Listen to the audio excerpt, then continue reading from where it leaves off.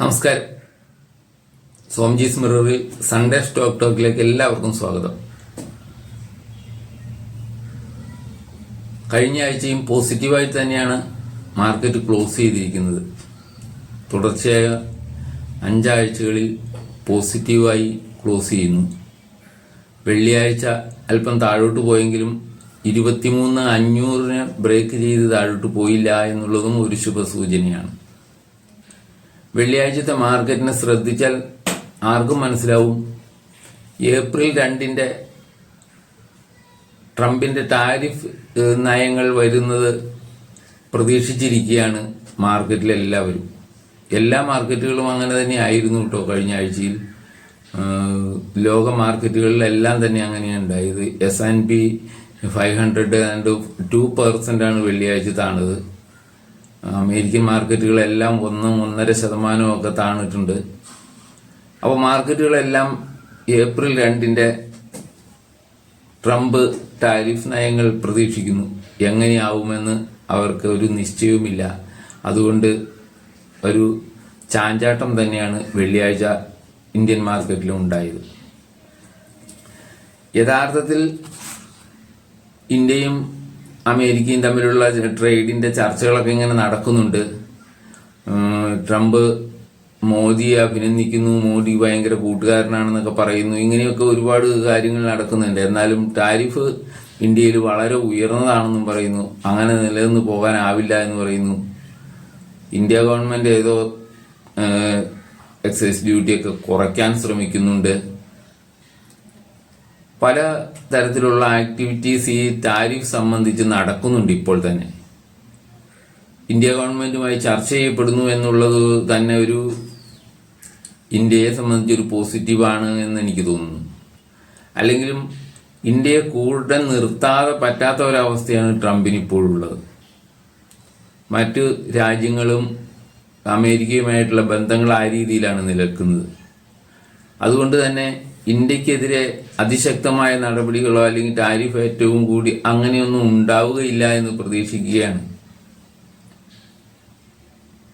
മറ്റൊരു കാര്യമുള്ളത്, ട്രംപിന് ഇപ്പോൾ നിലനിൽക്കേണ്ടത്, ഇപ്പോൾ ഈ രീതിയിൽ നിലനിർത്തി പോകേണ്ടത് ഒരു അത്യാവശ്യമുണ്ട്. ചൈനയും ആയി നല്ല രീതിയിലുള്ള ട്രേഡ് വാർ നടക്കുന്നു. അപ്പോൾ അടുത്ത ഒരു സഹായത്തിന് കിട്ടാവുന്ന ഒരു രാജ്യം ഇന്ത്യയാണെന്നുള്ളത് കൊണ്ട് ട്രംപ് ആ രീതിയിൽ തന്നെ കാണുമെന്നാണ് എനിക്ക് തോന്നുന്നത്.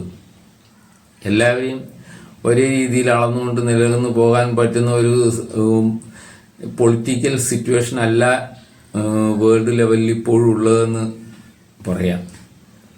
അമേരിക്ക ശക്തമാണ് എന്നുള്ളത് വസ്തുതയാണ്. പക്ഷേ ഈ ടാരിഫ് യുദ്ധങ്ങളെക്കുറിച്ചുള്ള ഇത് വന്നു തുടങ്ങിയപ്പോൾ മുതൽ അമേരിക്ക മാന്ദ്യത്തിലേക്ക് നീങ്ങുമെന്ന് എല്ലാവരും തന്നെ പറഞ്ഞു തുടങ്ങിയിട്ടുണ്ട്. അതിപ്പോൾ ഏത് ലെവലിലുള്ള ടാരിഫ് ഏർപ്പെടുത്തിയാലും ആ രീതിയിൽ അമേരിക്കയ്ക്ക് നഷ്ടമുണ്ടാകുമെന്ന് തന്നെയാണ് എല്ലാവരും പറയുന്നത്. കഴിഞ്ഞ ആഴ്ച വന്ന ന്യൂസ് അനുസരിച്ച് ഏറ്റവും കൂടുതൽ നഷ്ടമുണ്ടാകുന്ന നമ്മളുടെ ഇവിടുത്തെ ഒരു കമ്പനി എന്ന് പറയുന്നത് ടാറ്റ മോട്ടോഴ്സാണ്. ടാറ്റ മോട്ടോഴ്സിന്റെ JLRന്റെ സെയില് നല്ല രീതിയിൽ അമേരിക്കയിൽ നടക്കുന്നുണ്ട്. അതിന് തിരിച്ചടി ഉണ്ടാകും എന്നുള്ളത് എല്ലാവർക്കും ഉറപ്പായി കഴിഞ്ഞിട്ടുണ്ട്. അതായത് എല്ലാ രാജ്യങ്ങളിൽ നിന്നുള്ള ഇറക്കുമതി, കാർ ഇറക്കുമതിക്ക് 25% ടാരിഫ് വർദ്ധിപ്പിച്ചുകൊണ്ടാണ് ട്രംപ് ഉത്തരവ് ഇറക്കിയത്. അപ്പോൾ അത് ഏകദേശം $6,000 വർധനയാണ് ആവറേജ് വരുന്നതെന്ന് പറയുന്നു ഒരു കാറിൽ. അപ്പോൾ അത് തീർച്ചയായിട്ടും അമേരിക്കൻ ഉപഭോക്താക്കൾക്ക് തന്നെ ഒരു തിരിച്ചടിയാണ്. ആ രീതിയിൽ അവിടെ വാങ്ങലുകൾ കുറയുന്നു. അതുപോലെ തന്നെ മറ്റ്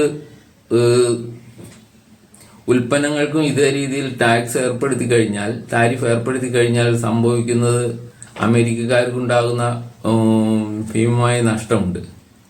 ക്യാഷ് മുടക്കുന്നതിൽ ഉപഭോക്താക്കൾക്കുണ്ടാകുന്ന നഷ്ടം. അങ്ങനെ ഒരുപാട് പ്രശ്നങ്ങളിലേക്കാണ് ട്രംപ് പോകുന്നതെന്ന് സാമ്പത്തിക വിദഗ്ധർ വിലയിരുത്തുന്നുണ്ട്. മറ്റ് എല്ലാ രാജ്യങ്ങളിൽ നിന്ന് ഇറക്കുമതി ചെയ്യുന്ന മറ്റ് സാധനങ്ങൾക്കൊക്കെ ഇറക്കുമതി ചുങ്കം ചുമത്തുമ്പോൾ അമേരിക്കയിൽ നിന്ന് ഇറക്കുമതി ചെയ്യുന്ന എല്ലാത്തിനും മറ്റു രാജ്യങ്ങളും ഇങ്ങനെ ടാരിഫ് ഉയർത്താതിരിക്കില്ല. അവരുടെ ഉൽപ്പന്നങ്ങൾ, കാർഷിക ഉൽപ്പന്നങ്ങളൊക്കെയാണ് അധികവും പോവുക. അപ്പോൾ അതിനൊക്കെ ഉണ്ടാകുന്ന മാറ്റങ്ങൾ വളരെ സീരിയസ് ആയി തന്നെ അവരുടെ എക്കണോമിയെ ബാധിക്കും. ആ രീതിയിൽ തന്നെ ട്രംപ് അതിനെ കാണുമെന്നാണ് എനിക്ക് തോന്നുന്നത്. അതുകൊണ്ട് ഏറ്റവും കുറച്ച് ഡാമേജുകൾ സംഭവിക്കുന്ന ഒരു രാജ്യം ഇന്ത്യ ആയിരിക്കുമെന്ന് എനിക്ക് തോന്നുന്നു. അതുപോലെ തന്നെ അമേരിക്കയിലേക്ക് അത്ര വിശാലമായ കയറ്റുമതിയൊന്നും ഇന്ത്യയിൽ നിന്നില്ല. ഏറ്റവും കൂടുതൽ ഇപ്പോൾ ഇതിനകത്തുള്ളത് ഓട്ടോ കമ്പോണൻസ് കമ്പനികളിൽ നിന്നുള്ള കയറ്റുമതിയാണെന്നാണ് പറയുന്നത്. അപ്പോൾ ഓട്ടോ കമ്പോണന്റ് കമ്പനികൾക്കാണ് ഏറ്റവും കൂടുതൽ ഒരു ലോസ് വരാനുള്ള സാധ്യത, അല്ലെങ്കിൽ ഒരു വിൽപ്പനയിൽ കുറവ് വരാനൊക്കെയുള്ള സാധ്യത ഓട്ടോ കമ്പോണൻസിന് കയറ്റി അയക്കുന്ന കമ്പനികൾക്കാണ് എന്ന് പറയുന്നുണ്ട്. അതായത് ഈ കാറിൻ്റെയൊക്കെ അവരുടെ ഇറക്കുമതി എന്ന് പറഞ്ഞാൽ, അല്ലെങ്കിൽ നമ്മളുടെ കയറ്റുമതി എന്ന് പറയുന്നത് 1.5% 2% അടുത്തേ ഉള്ളൂ. അതേ പ്രധാനം നോക്കുമ്പോൾ ഓട്ടോ കമ്പോണൻസിന്റെ നമ്മളുടെ കയറ്റുമതി എന്ന് പറയുന്നത് ഏതാണ്ട് 29% വരുമെന്നാണ് പറയുന്നത്. അപ്പോൾ ടയറ്, മറ്റ് ഓട്ടോ കമ്പോണൻസ് ഉൽപ്പന്നങ്ങളൊക്കെയാണ് പ്രശ്നങ്ങൾ. അവരാണ് യഥാർത്ഥത്തിൽ കൂടുതൽ അങ്ങോട്ട് കയറ്റി അയക്കുന്നത്. അത് അവർ താരിഫ് ഉയർത്തുമ്പോൾ എന്ത് പറ്റുന്നു? അവിടെ ഉൽപ്പാദിപ്പിക്കുന്ന കാറുകൾക്കോ അല്ലെങ്കിൽ അങ്ങനെയുള്ള സംവിധാനങ്ങൾക്ക് വില കൂടുന്നു. വില കൂട്ടാതിരിക്കാൻ പറ്റില്ല അവർക്ക്. അപ്പോൾ അതും തീർച്ചയായിട്ടും എക്കണോമിയെ അങ്ങനെ ബാധിക്കുന്നു. ഈ രീതിയിലൊക്കെ ചിന്തിക്കുമ്പോൾ യഥാർത്ഥത്തിൽ നമ്മളുടെ മാർക്കറ്റിന് പ്രതീക്ഷയ്ക്ക് വകയുണ്ട് എന്ന് തന്നെയാണ് ഞാൻ പ്രതീക്ഷിക്കുന്നത്. മറ്റു രാഷ്ട്രങ്ങൾക്ക് സംഭവിക്കുന്നത് പോലെയുള്ള അത്ര ശക്തമായ രീതിയിൽ ഇന്ത്യയെ ബാധിക്കുന്ന ഒരു കാര്യമാവില്ല ട്രംപിന്റെ ടാരിഫ് നയങ്ങൾ എന്ന് ഞാൻ പ്രതീക്ഷിക്കുന്നു. അങ്ങനെ തന്നെയാണ് മാർക്കറ്റ് അത് എടുക്കുക എന്ന് എനിക്ക് തോന്നുന്നു. നമ്മളുടെ കയറ്റുമതി അത്രയൊക്കെ ഉള്ളൂ, അങ്ങോട്ട് വളരെയേറെ സ്വാധീനിക്കാൻ പറ്റിയ രീതിയിലൊന്നുമില്ല എന്നുള്ളത് എല്ലാവരും പറയുന്ന ഒരു കാര്യവും കൂടിയാണ്. അപ്പോൾ എന്തോ ആവട്ടെ, താരിഫ് ഏപ്രിൽ 2 ശേഷം ഇവിടെ മാർക്കറ്റ് എന്താവും, എങ്ങനെയാവും എന്നൊക്കെ ഓരോരുത്തർക്ക് ഓരോ അഭിപ്രായങ്ങളുണ്ടാവും. പക്ഷെ അതിനെ പോസിറ്റീവായിട്ട് കണ്ടുകൊണ്ട് മാർക്കറ്റ് മുന്നോട്ട് പോകും എന്ന് തന്നെയാണ് ഞാൻ പ്രതീക്ഷിക്കുന്നത്. മാർക്കറ്റിൽ ഒരു ഇടിവുണ്ടായാൽ തന്നെ അങ്ങനെ നിലനിൽക്കാനാവില്ല, ഉയരുക തന്നെ ചെയ്യും. മാർക്കറ്റിന് മുന്നോട്ട് പോകണം. അത് തന്നെയല്ല, സാമ്പത്തിക രംഗത്ത് ഉണ്ടാകുന്ന മാറ്റങ്ങൾ അമേരിക്കയ്ക്ക് അത്ര പ്രതീക്ഷ നൽകുന്നതല്ല. അതുകൊണ്ട് തന്നെ അമേരിക്കയിലേക്കോ ചൈനയിലേക്കോ ഒക്കെ നീങ്ങിയ ഫണ്ടുകൾ ഇന്ത്യയിലേക്ക് വരാനുള്ള സാധ്യതകളും ഈ കഴിഞ്ഞ മാസത്തിൽ തെളിഞ്ഞു വന്നുകൊണ്ടിരിക്കുകയാണ്. തീർച്ചയായിട്ടും മാർക്കറ്റിന് ഉയർച്ചയുടെ നാളുകൾ ഉണ്ടാകുമെന്ന് തന്നെയാണ് ഞാൻ പ്രതീക്ഷിക്കുന്നത്. Okay, thank you. ഇനി നമ്മളുടെ ചാനൽ ആദ്യമായിട്ട് കാണുന്നവരാണെങ്കിൽ ഒന്ന് സപ്പോർട്ട് ചെയ്യണേ. സബ്സ്ക്രൈബ് ചെയ്തും ലൈക്ക് ഇട്ടും ഒക്കെ ഒന്ന് സപ്പോർട്ട് ചെയ്യുക. Thank you. അടുത്തത് പറയാനുള്ളത് 2-3 വാർത്തകൾ നിങ്ങളുടെ ശ്രദ്ധയിൽ കൊണ്ടുവരാം. ഇലക്ട്രിക്കൽ എക്വിപ്മെന്റ്സിന്റെ മേഖലയിൽ PLI സ്കീം കൊണ്ടുവരാൻ ഇന്ത്യ തീരുമാനിച്ചിട്ടുണ്ട്. 23,000 കോടി രൂപയോളം അതിനുവേണ്ടി മാറ്റിവെക്കുന്നു എന്നാണ് പറയുന്നത്. PLI സ്കീം ഇലക്ട്രിക്കൽ എക്വിപ്മെന്റ്സിന്റെ മാനുഫാക്ചറിങ് നടത്തുന്ന കമ്പനികൾക്ക് നൽകാനായിട്ട് 23,000 കോടി രൂപ. അതൊരു നല്ല വാർത്തയാണ്. ഈ ഇലക്ട്രിക്കൽ എക്വിപ്മെന്റ്സ് ഉണ്ടാക്കുന്ന കമ്പനികളെ സംബന്ധിച്ച് അതൊരു പ്ലസ് ആയിട്ടുള്ള വാർത്ത തന്നെയാണ്. അതിന്റെ ഉൽപാദനം കൂട്ടാൻ ഇന്ത്യ തയ്യാറെടുക്കുന്നു എന്ന് തന്നെയാണ് അതിനർത്ഥം. ഇപ്പോൾ കയറ്റുമതിയിലായാലും ഇതിനൊക്കെ ഇലക്ട്രിക്കൽ ഉപകരണങ്ങളുടെ ഉൽപാദനം വർദ്ധിപ്പിക്കാൻ ഗവൺമെന്റ് ഉദ്ദേശിക്കുന്നു. അതുപോലെ തന്നെ ഒരു വാർത്ത വന്നതാണ്, ഫിനാൻഷ്യൽ ഇയർ 25, അതായത് 2024-25 സാമ്പത്തിക വർഷത്തിൽ 3.8 lakh crore നമ്മളുടെ മാർക്കറ്റിൽ നിന്ന് കമ്പനികൾ IPO വഴി നേടിയെടുത്തിട്ടുള്ളത്. 3.8 lakh crore. അതിൽ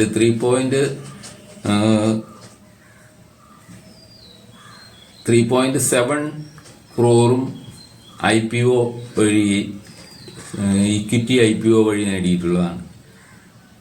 നിങ്ങൾക്കറിയാം, വലിയ IPOകളൊക്കെ വന്ന വർഷമായിരുന്നു ഹുണ്ടായി, സ്വിഗ്ഗി, NTPC ഗ്രീൻ, ഇതൊക്കെയാണ് പ്രധാനപ്പെട്ട വമ്പൻ IPOകൾ വന്നത്. അപ്പോൾ അങ്ങനെയൊക്കെ എല്ലാവരും കൂടി 3.8 lakh crore മാർക്കറ്റിൽ നിന്ന് വാരിയെടുത്തിട്ടുള്ളത്. ഡെപ്റ്റ് ഫണ്ടുകളുടേതുകൊണ്ട് റൈറ്റ്സ് ഇഷ്യൂ ഒക്കെ കൂട്ടിക്കഴിഞ്ഞാൽ ഏകദേശം ഒരു 4 lakhs crore വരും.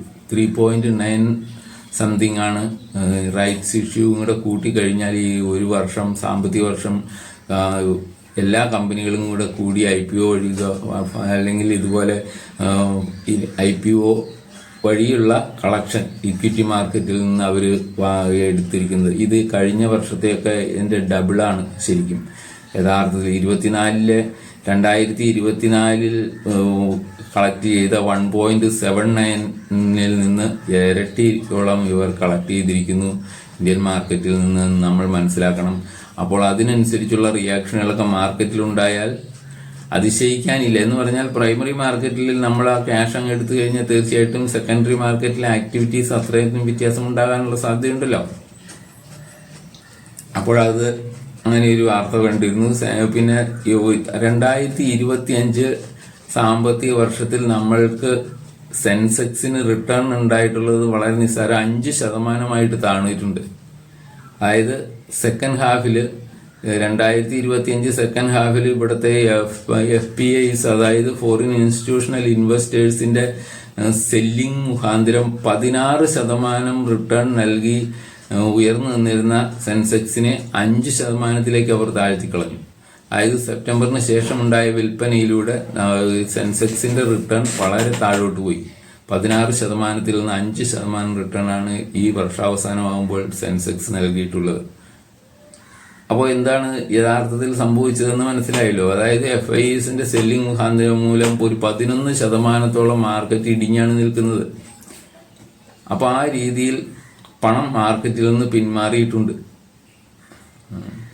അതുപോലെ തന്നെയാണ് ഗോൾഡിനെ സംബന്ധിച്ച് 38% റിട്ടേൺ ഉണ്ടായ വർഷമാണിത്. ഗോൾഡ് നിന്ന് അത്രമാത്രം ഉയർന്നു പോയത് 38%. ഈ അടുത്ത കാലത്തൊന്നും ഒരിക്കലും കിട്ടാത്ത റിട്ടേൺ ആണ് ഗോൾഡ് ഇതിൽ കിട്ടിയിട്ടുള്ളത്. മറ്റൊരു വാർത്തയുള്ളത് ഇതിനെ സംബന്ധിച്ചൊക്കെ അറിയാനുള്ളത് ഇൻഡസ്ട്രിയൽ ലെൻഡിങ്, അതായത് ലോൺ കൊടുക്കുന്നത് കഴിഞ്ഞ വർഷം സാമ്പത്തിക വർഷം താഴുകയാണ് ഉണ്ടായത്. 14.5% താണപ്പോൾ ഹോം ലോണിന് വളർച്ചയുണ്ടായി. 17% വളർച്ചയാണ് ഹോം ലോണുകൾ എടുത്തത്. അപ്പോൾ മാർക്കറ്റിൽ ഹോം ലോണുകൾക്കൊക്കെ ആവശ്യക്കാർ കൂടി വരുന്നുണ്ട്. ഇൻഡസ്ട്രിയൽ പ്രൊഡക്ഷനോ അല്ലെങ്കിൽ ഇൻഡസ്ട്രിയിൽ അതുപോലെയുള്ള വലിയ ഇതിനൊക്കെ ലോണുകൾ കുറച്ചാണ് കൊടുത്തിട്ടുള്ളത്. ഇൻഡസ്ട്രിയലൈസേഷന്റെ സ്പീഡ് കുറയുന്നു എന്നൊക്കെയുള്ള വസ്തുതകൾ ഈ മാർക്കറ്റിൽ നമ്മൾക്ക് മനസ്സിലാക്കാവുന്നതാണ്. എന്ന് പറഞ്ഞാൽ ഹോം ലോൺ കമ്പനികൾക്ക് അല്ലെങ്കിൽ NBFC ഹോം ലോൺ കൊടുക്കുന്ന NBFCകൾക്കൊക്കെ ഡിമാൻഡ് കൂടുന്നുണ്ട്. 17% വളർച്ച ഈ സാമ്പത്തിക വർഷം ഉണ്ടാക്കിയിട്ടുണ്ട് എന്ന് പറയുന്നു. അപ്പോൾ അതൊക്കെയാണ് ഇതിൽ പറയാനുള്ളത്. നിങ്ങളുടെ ശ്രദ്ധ മാർക്കറ്റിലെ നല്ല ഷെയറുകളിലേക്ക് മാത്രം തിരിച്ചു വയ്ക്കുക. മ്യൂച്വൽ ഫണ്ടിൽ നിക്ഷേപിക്കാവുന്നവർക്ക് നിക്ഷേപിക്കാവുന്ന ഏറ്റവും നല്ല അവസരങ്ങളിലൊന്നാണ് ഇപ്പോൾ കിട്ടിയിട്ടുള്ളത് എന്ന് എനിക്ക് തോന്നുന്നു. തുടർച്ചയായ നിക്ഷേപങ്ങൾ മ്യൂച്വൽ ഫണ്ടിലുള്ളവർക്ക് തീർച്ചയായിട്ടും പ്രോഫിറ്റുകൾ മറ്റു രീതിയിലുള്ള ഇക്വിറ്റിയിലൊക്കെ നിക്ഷേപിക്കുന്നതിനേക്കാൾ കൂടിയ പ്രോഫിറ്റുകൾ ഉണ്ടാവും ലോങ് ടൈമിലേക്ക് എന്നുള്ളത് നിസ്തർക്കമായ സംഗതിയാണ്. അതിന് വേണ്ട സഹായങ്ങളൊക്കെ ചെയ്തു തരുന്നതാണ്. നിങ്ങൾക്ക് ഡിമാറ്റ് അക്കൗണ്ട് ഓപ്പൺ ചെയ്യുന്നതിനൊക്കെ സൗജന്യമായിട്ട് ഓപ്പൺ ചെയ്യാം. നിങ്ങൾക്ക് തന്നെ ചെയ്യാവുന്ന കാര്യമേ ഉള്ളൂ. അതിനുള്ള ലിങ്കൊക്കെ അയച്ചു തരുന്നതാണ്. വാട്സാപ്പ് നമ്പറിൽ ബന്ധപ്പെട്ടാൽ മതി. തീർച്ചയായിട്ടും നിങ്ങൾക്ക് ഇൻവെസ്റ്റ് ചെയ്യാൻ തുടങ്ങേണ്ട സമയമാണിത്. ഇൻവെസ്റ്റ് ചെയ്യുക. എല്ലാവരും സംശയത്തോടെ മാറി നിൽക്കും മ്യൂച്വൽ ഫണ്ടുകളുടെ ഒക്കെ കാര്യങ്ങൾ. അടുത്തതിനാവും, ഇപ്പൊ കയ്യിൽ കാശില്ല. നിങ്ങളുടെ കയ്യിലുള്ള കാശ് നിങ്ങൾക്ക് നീക്കി വയ്ക്കാവുന്ന ചെറിയ എമൗണ്ട് പോലും തുടങ്ങാവുന്ന ഒരു സംവിധാനമാണ് മ്യൂച്വൽ ഫണ്ട്. അതിൽ മ്യൂച്വൽ ഫണ്ടിൽ നിക്ഷേപിക്കുന്ന ഏതൊരാൾക്കും നിങ്ങളുടെ റിട്ടയർമെന്റ് ലൈഫിന് കോൺഫിഡൻസോടെ നേരിട്ട് കടന്നു പോകുന്നതിന് തീർച്ചയായിട്ടും സഹായകമാകും. ഒരാളുടെ അടുത്തും കൈനീട്ടാതെ, ഒരാളോടും ചോദിക്കാതെ, മകനോ മകളോ ആരാവട്ടെ അവരുടെ അടുത്തൊന്നും നോക്കാതെ തീർച്ചയായിട്ടും നിങ്ങൾക്ക് നിങ്ങളുടെ സാമ്പത്തിക സ്ഥിതി നിലനിർത്തി പോരുന്നതിന് ഏറ്റവും സഹായിക്കുന്ന ഒരു സംവിധാനമായിരിക്കും മ്യൂച്വൽ ഫണ്ടുകൾ എന്നുള്ളതിന് എനിക്ക് സംശയമൊന്നുമില്ല.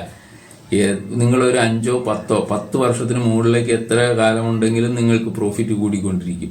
അപ്പോൾ ആ 10 വർഷത്തിന് മുമ്പെങ്കിലും റിട്ടയർമെന്റിന് 10-15 വർഷമെങ്കിലും ഉള്ളപ്പോൾ നിങ്ങൾ നിക്ഷേപങ്ങൾ ആരംഭിക്കുക. അതിനകത്ത് നിക്ഷേപിച്ച് തുടങ്ങുക. നല്ല നല്ല ഫണ്ടുകൾ ഇഷ്ടം പോലെയുണ്ട്. അവയുടെ റിട്ടേണുകൾ എന്ന് പറയുന്നത് നിങ്ങൾക്ക് 15 വർഷത്തെയോ 20 വർഷത്തെയൊക്കെ ആയി കഴിയുമ്പോൾ നിങ്ങൾ കണക്ക് കൂട്ടുന്നതിലൊക്കെ ഒരുപാട് മുകളിൽ നിങ്ങൾക്ക് റിട്ടേണുകൾ കിട്ടും. നിങ്ങളുടെ റിട്ടയർമെന്റ് ലൈഫ് വളരെ കോൺഫിഡൻസോടെ മുന്നോട്ട് കൊണ്ടുപോകുന്നതിന് നിങ്ങൾക്ക് സാധിക്കും. അതാണ് മ്യൂച്വൽ ഫണ്ടുകളുടെ ഏറ്റവും വലിയ പ്രത്യേകത. നിങ്ങൾ ചെറുപ്പത്തിലോ അല്ലെങ്കിൽ ജോലി തുടങ്ങുമ്പോഴോ ഒക്കെ നിക്ഷേപിച്ച് തുടങ്ങുന്നുവെങ്കിൽ നിങ്ങൾ ഉണ്ടാക്കുന്ന അസറ്റ് വളരെ വലുതായിരിക്കും. അപ്പോൾ ആ രീതിയിൽ ചിന്തിക്കുക. നിങ്ങൾ മാർക്കറ്റിൽ നിന്ന് വിട്ടു നിൽക്കാതെ, മാർക്കറ്റ് ഇടിയുകയും ഉയരുകയും ഒക്കെ ചെയ്യും, മാർക്കറ്റിൽ നിന്ന് വിട്ടു നിൽക്കാതെ ഇതിലൊക്കെ നിക്ഷേപിച്ചുകൊണ്ടേയിരിക്കുക. മ്യൂച്വൽ ഫണ്ടുകൾ എപ്പോഴും നിങ്ങൾക്ക് ഗുണപ്രദമായിരിക്കും. അതുപോലെ തന്നെയാണ് നല്ല ഷെയറുകൾ വില കുറയുന്ന സമയത്ത് അല്പമെങ്കിലും വാങ്ങാൻ നിങ്ങൾക്ക് കഴിയണം. അങ്ങനെ മാർക്കറ്റിൽ തുടരുക. നിക്ഷേപം നിങ്ങളുടെ ഫ്യൂച്ചറിനെ തീർച്ചയായിട്ടും ശോഭനമാക്കുമെന്നുള്ളതിന് സംശയമില്ല. അതും വേറെ ഏത് നിക്ഷേപ രീതിയിലേക്കായാലും നല്ല രീതിയിൽ. ഞാനിതൊക്കെ പറയുന്നുണ്ടെങ്കിലും ആളുകൾ അത്രയൊന്നും അതിനെക്കുറിച്ച് ബോധേഡല്ല എന്ന് എനിക്ക് കൃത്യമായിട്ടറിയാം. വല്ല പറ്റിപ്പുകൾ ഇരട്ടിപ്പിക്കലോ ട്രിപ്പിൾ ആവണു എന്നൊക്കെ പറഞ്ഞ് കൂടുന്ന കക്ഷികളുടെ കൂടെ കൂടാനാണ് കൂടുതൽ ആളുകൾക്ക് താല്പര്യം. പെട്ടെന്ന് തന്നെ പണക്കാരനാവണം. അങ്ങനെയുള്ളവർക്ക് വേണ്ടിയല്ല ഈ വീഡിയോ എന്നും.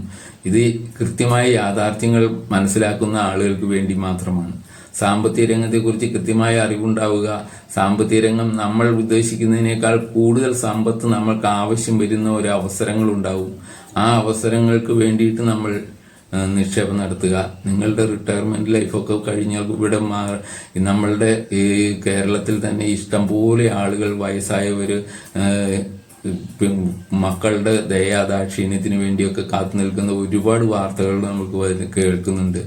അത്തരം സംഗതികളൊന്നുമില്ലാതെ നിങ്ങൾക്ക് തീർച്ചയായും കോൺഫിഡൻസോടെ റിട്ടയർമെന്റ് ലൈഫിൽ ജീവിച്ചു പോകാൻ ഇതുപോലൊരു സംവിധാനം വേറെയില്ല. അത് നിങ്ങൾ തീർച്ചയായിട്ടും മനസ്സിലാക്കണം. അതിൽ നിന്ന് നിങ്ങൾക്ക് ഒരുപാട് ലാഭങ്ങളുണ്ടാകും. ഒരുപാട് മാനസിക സംഘർഷങ്ങൾ കുറയ്ക്കാൻ നിങ്ങൾക്കാവും. റിട്ടയർമെന്റ് ലൈഫ് എന്ന് പറയുന്നത് ആനന്ദദായകമാക്കാൻ തീർച്ചയായിട്ടും അത് സഹായിക്കും.